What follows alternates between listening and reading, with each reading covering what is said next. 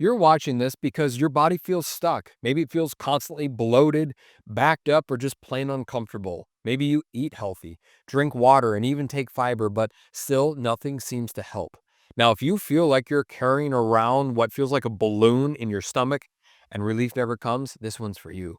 I'm Dr. Forrest Sauer, and I've helped over the past 12 years. I've helped thousands of clients finally get free from chronic bloating, sluggish digestion like constipation, especially when the traditional fixes don't work. So today, I'm going to be diving into what I call the sluggish gut, why your digestion isn't moving, and how to get your digestive system back on track. So why do we call it the sluggish gut, and what does it feel like in the first place? Well, a sluggish gut means that your intestines aren't moving food along like they should. Fairly self-explanatory. Now that leads to bloating, constipation, and cramping, and long bathroom visits. Now, this will often make people feel tired, cranky, and like the body has this extra weight that it's carrying around that it can't get rid of. And even worse, you might feel sluggish inside and out like brain fog. Now, here's why this happens. A few common reasons on why your gut stops working. Number one is low motility signals. Your nerves aren't telling your gut to push food along. That is the most common one that I hear, but honestly, in our clinic, it's the least common one that we see. So I wanted to cover it for completeness, but it's honestly the one that we see the least. A much more common option, and number two, is poor gut bacteria. Bacteria is going to help support your digestion. It's going to help move your food along if you have the right bacteria in the right places in your gut. So if your food is sitting all day long and it's not moving enough, it's going to create this imbalance in the bacteria, creating a slowing down of your gut. Plus, when you have extra stress, that causes your gut to go on pause. Things like magnesium or low fluid intake, these can act like lubricants, and without them, things tend to not work quite well. So taking more magnesium or drinking more water is an excellent way of starting to get the food to move throughout your body. Now, you can think of your gut like a train on the tracks.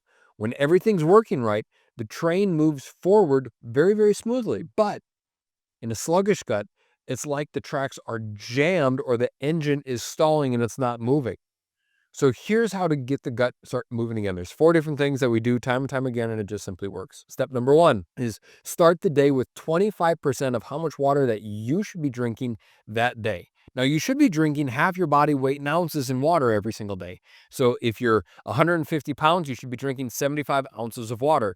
Take 25%, multiply that by 75, and drink that right away in the morning. It's going to feel like a shock to your system. I'm telling you this right now, but it's going to force your body to wake up a lot more than another cup of coffee. So that's step number 1. Step number 2, feed the moving bugs, meaning eating rich fiber foods like flaxseed, chia, cooked vegetables, and fermented veggies.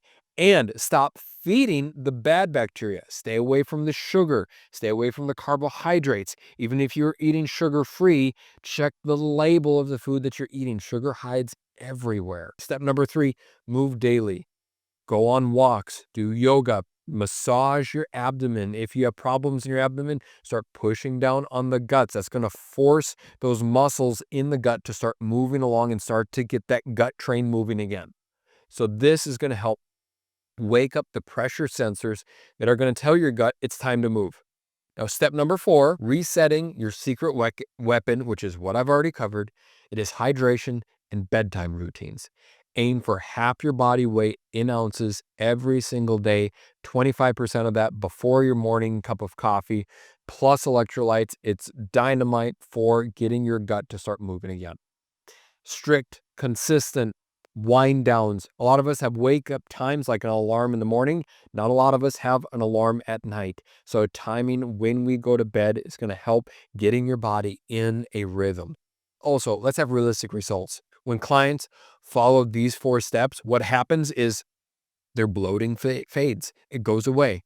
The bathroom visits, it starts becoming more of a rhythm. Their energy starts to improve. They have less brain fog. They have more spark.